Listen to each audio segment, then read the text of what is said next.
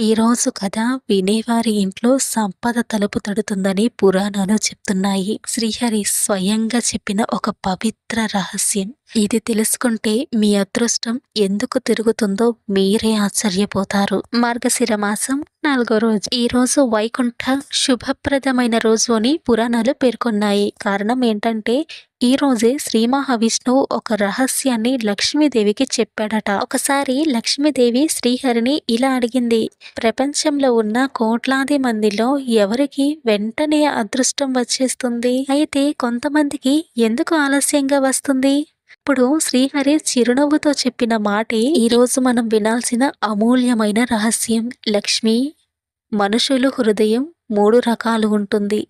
ఎవరికి ఏ అదృష్టం ఎప్పుడు వస్తుందో వారి హృదయ స్థితిని బట్టి నిర్ణయించబడుతుంది. మొదటి రకం హృదయం నీటిలా ఉంటుంది. ఎవరు ఏమన్నా